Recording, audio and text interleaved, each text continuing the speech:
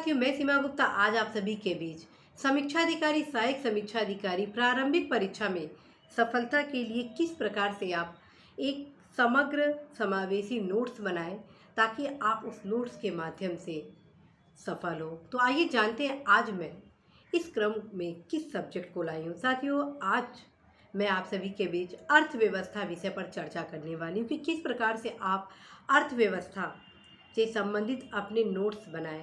मैं आप सभी को पूर्व के क्लासेज में बता चुकी हूँ कि भारतीय इतिहास और भूगोल से संबंधित नोट्स किस प्रकार से बनाएंगे, और आज की इस क्लास में मैं आप सभी को बता रही हूँ भारतीय अर्थव्यवस्था। तो साथियों, आप सभी द्वारा लगातार यह कहा जा रहा है कि मैडम नोट्स बनाने की कोई वैज्ञानिक तकनीक बताइए। तो मैं सोची क्यों नहीं मैं जो खुद नियम अपनाई, जो स्ट्रेटजी अपनाई, वो एज इट इज़ फॉर्म में आप सभी के बीच लाऊं। साथियों, मैं सबसे पहले आप सभी को कहूँगी, किताब का अध्ययन करना अत्यंत ही महत्वपूर्ण है। यदि आप आधारभूत पुस्तकों का अध्ययन नहीं करते हैं तो निश्चित रूप से आपकी तैयारी कहीं न कहीं रूप से संपूर्ण नहीं होती। और यदि आप यह सोचें कि आपको बना बनाया नोट्स कोई आपको दे दे और आप उसे पढ़ ले और आप इस एग्ज़ाम को पास कर लेंगे, तो कहीं ना कहीं साथियों आप अपनी तैयारी पर एक प्रश्न चिन्ह खड़ा कर रहे होंगे। चूँकि मैं ऑलरेडी आप सभी को बता चुकी हूँ कि यदि मैं गाइडेंस दे रही हूँ तो निश्चित रूप से उस गाइडेंस में आप सभी को अत्यंत ही लाभ होने वाला ही है। तो आज मैं आपको अर्थव्यवस्था के बारे में बताने वाली हूँ और पूरा प्रयास करूँगी कि आप अवश्य ही इस स्ट्रेटजी को अपनाते हुए इस परीक्षा में जरूर सफल हो। तो मैं आप सभी को पहले ही बता चुकी हूँ कि अर्थव्यवस्था के लिए आप सभी प्रतियोगिता दर्पण के अतिरिक्तांक अर्थव्यवस्था का अध्ययन करेंगे, और दूसरी तरफ मैं आपको बताई हूँ आर्थिक सर्वेक्षण और लास्ट मोमेंट में घटना चक्र का जो आर्थिकी मार्केट में आता है उसको आप पढ़ेंगे। अर्थात अर्थव्यवस्था में आप 3 पुस्तकों का अध्ययन करेंगे और इन 3 पुस्तकों से ही आप अपने नोट्स बनाएंगे और बहुत ही साइंटिफिक तरीके से। नोट्स कैसे बनाएंगे, पहले मैं आप सभी को नोट्स बनाने को सिखाती हूँ भारतीय अर्थव्यवस्था प्रतियोगिता दर्पण के अतिरिक्तांक से। उसमें आप क्या करेंगे कि पहला जो 45 पेज होता है साथियों, पहला जो 45 पेज होता है सार संक्षेप संक्षिप्तिका, जिसमें समग्र तथ्यों को, उस किताब के समग्र तथ्यों को बिंदुवार दिया जाता है और कुछ विश्लेषण के साथ दूसरे पार्ट में दिया जाता है। उसमें साथियों एक लाइन भी आप छोड़ेंगे नहीं, ठीक है? क्योंकि अर्थव्यवस्था के जो भी क्वेश्चन पूछे जाएंगे लगभग उसमें से 20% क्वेश्चन इसी 45 पेज से पूछे जाते हैं। तो आप अवश्य ही इन टोटल फॉर्म को आप पढ़ेंगे ही पढ़ेंगे, इसमें किसी भी लाइन को आप छोड़ेंगे नहीं, बहुत ही गंभीरता के साथ आप अध्ययन करेंगे। अब आते हैं उसके बाद किस प्रकार से आप नोट्स की तैयारी करें। साथियों, मैं आप सभी को अवगत करा चुकी हूँ कि यदि आप किताबों से आप ये सोचें कि महत्वपूर्ण फैक्ट को आप नोट्स में बनाएंगे तो इसका हानि क्या होना है। इसका हानि सबसे पहले होना है कि आप तो नोट्स बना लिए और बाद में चल के लगभग 1 से 2 माह बाद उस नोट्स को आप रिवीजन कर रहे हैं और कहीं भी कोई कन्फ्यूज़न होता है, फिर आप विश्लेषण नहीं कर पाते हैं। और जैसे कि क्वेश्चन अब विश्लेषणात्मक भी पूछा जा रहा है, इसलिए साथियों फैक्ट जितना महत्वपूर्ण है उतना ही आप सभी के लिए ज़रूरी है कि विश्लेषण का पक्ष भी आपका स्ट्रांग हो। देन फ्रेंड्स, आप अवश्य ही नोट्स जो भी बनाएं वह समग्रता के साथ बनाएं, और आप सभी को यही कहना है कि नोट्स अपने नोटबुक पे बनाने की अपेक्षा जो किताब आप पढ़ रहे हैं अतिरिक्तांक उस पर ही नोट्स बनाएं। एक वैज्ञानिक रूप से आप ये कल्पना करें कि आपको वही पढ़ना है, ठीक है? तो जैसे मान लीजिए पहला चैप्टर आप उस अतिरिक्तांक का उठाते हैं, जो भी आपको महत्वपूर्ण लगता है कि हाँ ये मुझे दोबारा पढ़ना है, हाँ ये मुझे अपने नोटबुक में नोट करना है, तो आप क्या करिए, हाइलाइटर रखिए, 2 से 3 हाइलाइटर अपने पास रखिए और उस हाइलाइटर से आप महत्वपूर्ण अंशों को आप अवश्य ही टिक करेंगे ताकि जब एग्ज़ाम आपका हो तो आप बहुत ही सहजता के साथ उसको रिवीजन कर सकें। साथियों, मैं आप सभी को अवगत करा चुकी हूँ कि जब तक आप अपने नोट्स की बार बार रिवीजन नहीं करेंगे तब तक आपकी तैयारी कंप्लीट नहीं होती है। तो आप अवश्य ही अपनी इस तैयारी को आगे बढ़ाने के लिए अनिवार्यता रिवीजन को महत्वपूर्ण फोकस देंगे ही देंगे। तो आइए जानते हैं साथियों कि इस क्रम को आगे कैसे बढ़ाएं। तो अब आप देखेंगे अतिरिक्तांक को जब आप उठाते हैं तो उसमें देखते हैं जगह जगह बॉक्स होते हैं जगह जगह जो उसके पैराग्राफ होते हैं उसमें हाईलाइट भी किए गए रहते हैं कई अंश। तो ये ऐसे महत्वपूर्ण अंश होते हैं जिन्हें आपको एक बार नहीं बल्कि कई बार पढ़ना होता है। और मुझे पूरा उम्मीद है साथियों कि यदि आप इस तकनीक को अपनाते हैं तो अवश्य ही आप सफल होते हैं। साथियों, मैं स्वयं इस पुस्तक को पढ़ी हूँ और बहुत ही अच्छा महसूस भी की हूँ, और अभी भी लगातार अपने अर्थव्यवस्था अर्थात अपने देश की अर्थव्यवस्था की जानकारी के लिए इसका अध्ययन करती रहती हूँ। जो परीक्षाओं में प्रश्न पत्र इस समय आ रहे हैं, लगातार अर्थव्यवस्था के प्रश्नों की संख्या बढ़ रही है, और उस दृष्टिकोण से साथियों इस समय अतिरिक्तांक अत्यंत ही महत्वपूर्ण हो गया है, क्योंकि नए कलेवर में जो अतिरिक्तांक है वह अद्भुत है। अत्यंत ही महत्वपूर्ण फैक्ट को डार्क बोल्ड में भी किया गया है। तो आप अवश्य ही उस जितने भी बोल्ड किए गए हैं अंश हैं उसको आप जरूर ही ध्यान से पढ़ेंगे। तो अब आपको मैं बताना चाहती हूँ कि इसके लास्ट में जितने भी क्वेश्चन हैं, अर्थात अतिरिक्तांक के पुस्तक में जो लास्ट में बहुविकल्पीय क्वेश्चन होते हैं उसको भी आप हल जरूर करेंगे। और ये नहीं साथियों कि आप नोट्स बनाना शुरू कर दें, क्योंकि अब आपके पास समय की कमी है। मैं ऑलरेडी आप सभी को बता चुकी हूँ कि नोट्स आपको किस में बनाना है। जैसे मैं आप सभी को बताई थी कि जियोग्राफी में आपको स्वयं अपने हाथों से अपने प्लेन पेज पर या मार्केट से कोई भी मैप का ब्लैंक मैप लाइए और उसमें नोट्स बनाना आरंभ करिए। अर्थात कहाँ पर जम्मू कश्मीर है, कहाँ पर आपका मानसरोवर है, कहाँ पर लेह है, कहाँ पर आपका ये कांचीपुरम है, कहाँ पर आपका कुडप्पा है, ये तमाम चीज़ें, क्योंकि वहाँ पे आवश्यकता थी इसलिए मैं आपको वो रणनीति बताई। यहाँ पे ये आवश्यकता है कि आप मैक्सिमम बार इसका रिवीजन करें। तत्क्रम में साथियों हर एक तैयारी की जो स्ट्रेटजी होती है वो चेंज होती है, और यदि आप विभिन्न तैयारी के क्रम को विभिन्न आयाम से समावेशी रूप से अध्ययन करते हैं तो सफलता निश्चित रूप से आपके कदम चूमती ही चूमती है। तो आप अवश्य ही भारतीय अर्थव्यवस्था के इस अतिरिक्तांक का गहनता के साथ अध्ययन करेंगे। फिर से मैं बताती हूँ साथियों, भारतीय अर्थव्यवस्था के अतिरिक्तांक का जो प्रथम पेज से 45 पेज तक का होता है उसमें 20% क्वेश्चन पूछे जाते हैं। अब बाकी जो क्वेश्चन होते हैं उससे लगभग साथियों आपके 30 से 40% क्वेश्चन पूछे जाते हैं। लगभग अतिरिक्तांक से भारतीय अर्थव्यवस्था के 60% प्लस क्वेश्चन पूछे जाते हैं। इसलिए आप सभी को यही कहना है कि आप अर्थव्यवस्था के लिए अनिवार्य रूप से भारतीय अर्थव्यवस्था अतिरिक्तांक प्रतियोगिता दर्पण का जरूर अध्ययन करेंगे।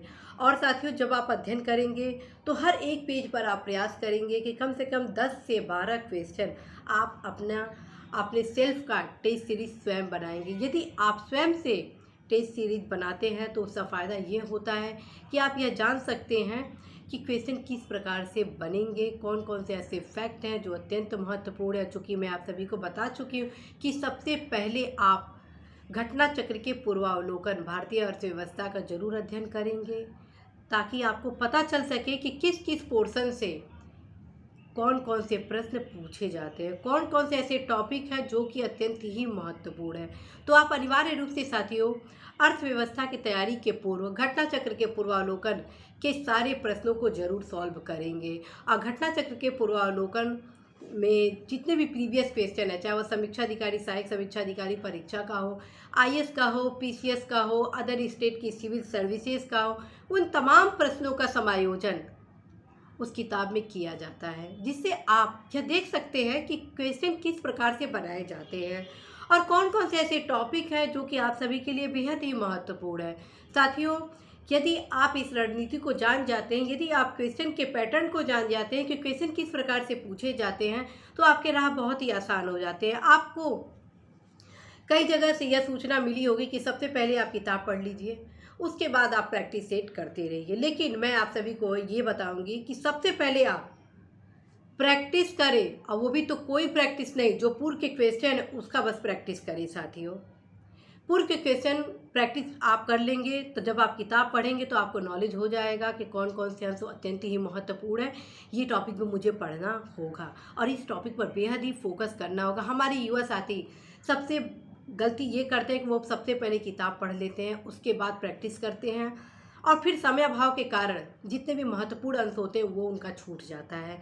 आप ये सोचेंगे नहीं पहले मैं किताब पढ़ लेता हूँ फिर मैं प्रैक्टिस करूँगा, लेकिन लास्ट मोमेंट में यह होता है कि आपको दोबारा प्रैक्टिस करने की समय नहीं मिलता है, ना ही किताब पढ़ने का समय मिल पाता है। और जो लास्ट में जो आप लाइन खींचे रहते हैं, हाईलाइट किए रहते हैं, बस उसी का रिवीजन कर पाते हैं। इस वजह से साथियों, आप सभी को मैं बार बार कहती हूँ कि सबसे पहले आप प्रैक्टिस सेट ज़रूर लगाएंगे, उसके बाद आप किताब पढ़ेंगे, ताकि आपको पता चले कौन कौन सा पैराग्राफ अत्यंत ही महत्वपूर्ण है, और आप स्वयं में यह अवगत हो जाएंगे कि किस प्रकार से यह पुस्तक आपकी सफलता के लिए बेहद ही महत्वपूर्ण है। साथियों, घटना चक्र का जो पूर्वालोकन है, उसके जितने भी व्याख्या दिए गए हैं, उसका भी आप विशेष तौर पे अध्ययन करेंगे। अब हम आते हैं आर्थिक सर्वेक्षण के बारे में। साथियों, जब आप आर्थिक सर्वेक्षण का अध्ययन करेंगे तो आपको स्वयं में पता चल जाएगा कि यह किताब आप सभी के लिए अत्यंत ही महत्वपूर्ण है। क्वेश्चन के पैटर्न के अकॉर्डिंग भारतीय अर्थव्यवस्था का अध्ययन किया जाना अत्यंत ही जरूरी है, क्योंकि साथियों हम 21वीं सदी में जी रहे हैं और वर्तमान परिवेश अर्थव्यवस्था के दृष्टिगत अत्यंत ही महत्वपूर्ण हो चुकी है। तो आप सभी को अवश्य ही आर्थिक सर्वेक्षण पढ़नी ही होगी। जब आप प्रथम बार पढ़ेंगे तो आपको यह एहसास होगा कि काफ़ी टफ है, इसमें कौन से क्वेश्चन पूछे जाएंगे, कौन से क्वेश्चन नहीं पूछे जाएंगे।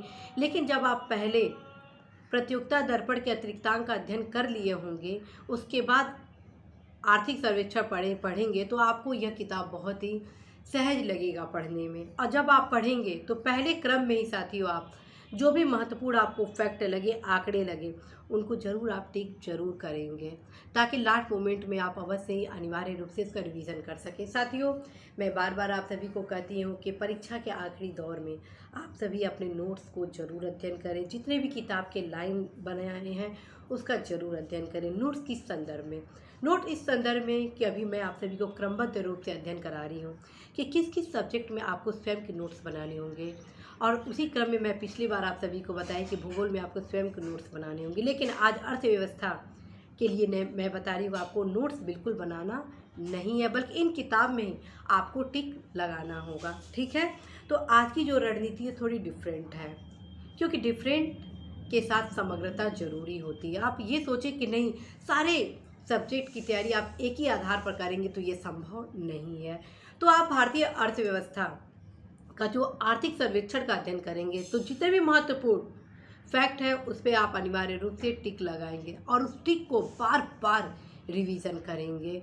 क्योंकि साथियों, जो भी आंकड़े आते हैं कि आलू उत्पादन में प्रथम राज्य कौन सा है, कौन सा देश इस समय सबसे ज़्यादा चीनी उत्पादक है या लौह उत्पादक, ये सारे फैक्ट आपको आर्थिक सर्वेक्षण से प्राप्त हो जाएगा। दूसरी तरफ आप सभी को अवगत कराना है कि मैं आप सभी को बता चुकी हूँ कि आप परीक्षा के दौरान घटना चक्र का आर्थिकी अवश्य ही अध्ययन करेंगे। उसका कारण है साथियों, घटना चक्र के आर्थिकी में आर्थिक सर्वेक्षण का सार संक्षिप्तीकरण बहुत ही अच्छे तरीके से बनाया जाता है। हालांकि मार्केट में कई पुस्तकें हैं जो कि आर्थिक सर्वेक्षण की समरी को प्रोवाइड कराते हैं, बट मैं सारे पुस्तकों को देखी हूँ, लेकिन मुझे घटना चक्र का आर्थिकी इस संदर्भ में विशेष लगता है, क्योंकि वो कम शब्दों में अच्छे से अच्छे समग्र रूप से एक समावेशी तथ्यों को अपने उस पुस्तक में समायोजित किया है।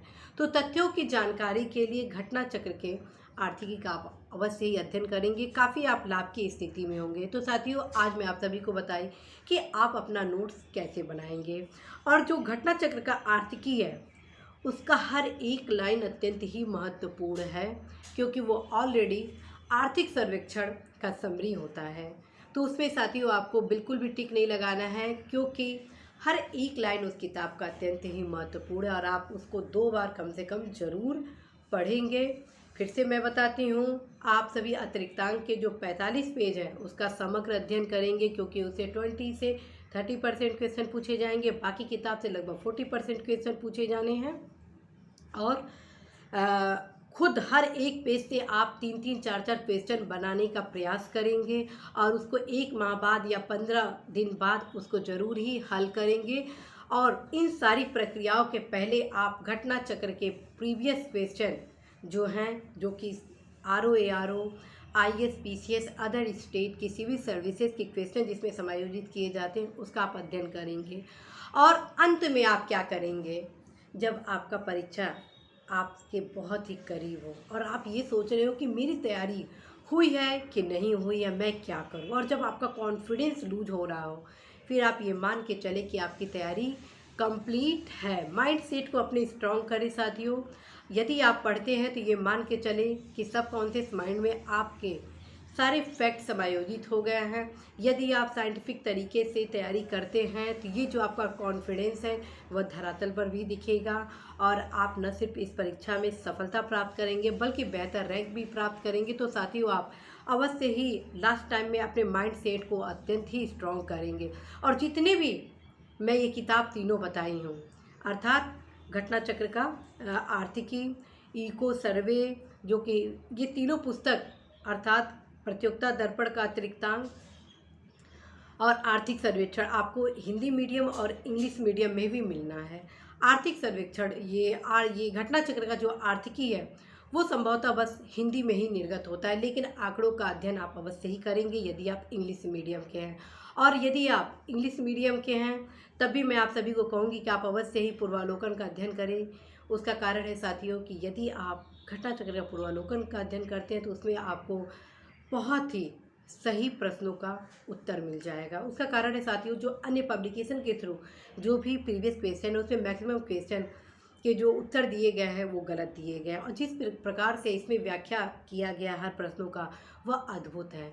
तो आप अवश्य इन चारों पुस्तकों का सहयोग इस सब्जेक्ट की तैयारी के लिए ज़रूर अपनाएंगे और मुझे पूरा भरोसा है साथियों, आप इस परीक्षा में अवश्य ही सफल होंगे। और साथियों, जैसे ही मुझे समय मिलेगा मैं आप सभी को आगे की जो महत्वपूर्ण रणनीति है वो भी बताऊंगी। आज के लिए बस इतना ही। कल फिर एक नए सब्जेक्ट के साथ कि कैसे आप अपने नोट्स की तैयारी को स्ट्रॉन्ग करें, किस प्रकार से साइंटिफिक रूप से अपनी इस तैयारी को आगे बढ़ाएं। और साथियों, जो भी नोट्स बनाने की रणनीति मेरे द्वारा बताई जा रही है उसको आप अनिवार्य रूप से ज़रूर सुनिएगा और ज़रूर फॉलो करिएगा। आप अवश्य ही लाभ की स्थिति में होंगे। और दूसरी तरफ साथियों, आप सभी के बीच मैं रेडियो क्लासेस भी ला रही हूँ और इसकी शुरुआत मैं सामान्य हिंदी और भारतीय इतिहास के संबंध में ला रही हूँ। सामान्य हिंदी मैं आप सभी को 6 टॉपिक से आरंभ करूंगी प्रारंभिक परीक्षा। और जब भी आप फ्री रहे तो उसको एक बार नहीं कम से कम 2 से 3 बार जरूर सुनिएगा, क्योंकि वो ऑडियो फॉर्म में है। जब भी आप फ्री हैं, जैसे चाय पी रहे हैं, खाना खा रहे हैं, ब्रश कर रहे हैं, उस दौरान उस रेडियो क्लासेस के जब आप बार बार सुनेंगे तो आपके सबकॉन्शियस माइंड में वो तमाम फैक्ट समायोजित हो जाएंगे। और जब आप किताब का पढ़ेंगे, उससे उस टॉपिक को पढ़ेंगे तो बहुत ही सहजता आपको महसूस होगा हिंदी में। आप सभी युवा साथियों द्वारा बार बार कहा जाता है कि मैम मुझसे पर्यायवाची नहीं याद हो पाता है, मैम मुझसे विशेष से विशेषण तैयार नहीं हो पा रहा है, मैम मुझसे विलोम आदि जो टॉपिक इसके हैं बहुत ही दिक्कतें हो रही हैं, क्या किया जाए। तो आप सभी के समस्याओं के समाधान के लिए स्पेशल रूप से मेरे द्वारा रेडियो क्लासेस लाया जा रहा है, उसको आप अनिवार्य रूप से सुनेंगे। मैं आप सभी के बीच खेद भी प्रकट करती हूँ। और खेद किस संदर्भ में? खेद इस संदर्भ में कि मैं आप सभी के बीच रेगुलर बेस पर क्लासेस नहीं ला पाती हूँ। उसका मुख्य कारण है साथियों, अन्य जगह और ऑफिस टाइम में अतिरिक्त कार्य होने के कारण आप सभी के बीच कम से कम समय दे पाती हूँ।